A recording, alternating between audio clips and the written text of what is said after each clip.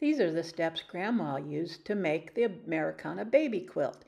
It uses one block, 3 strips, red, white, and blue, along with cornerstones and sashings. So she drew a diagram and then did the math to find out fabric's requirement and cutting instructions.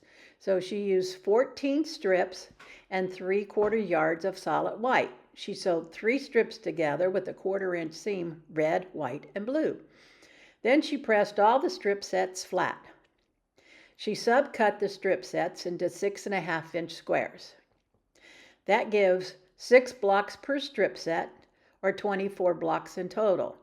She needed one more block, so she made a 9 patch of 2.5-inch squares from the scraps.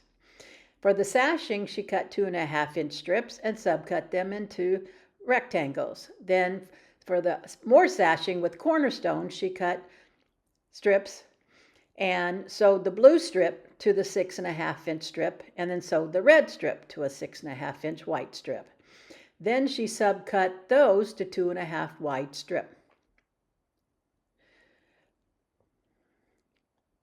Then she had all the pieces that she needed to assemble the quilt.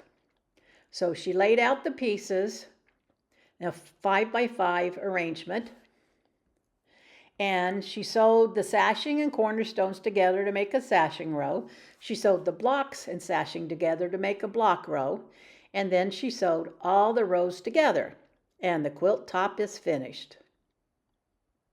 She pin basted it with the backing, batting, and quilt top. Marking lines for quilting 2 inches apart, she quilted stitch in the ditch. For the binding, she cut 2.5-inch strips, placed them perpendicular to each other, sewed diagonally across, and trimmed off the excess corner. She pressed the binding strip in half. She sewed the binding strip on the back and then flipped it around to the front and sewed binding along the edge.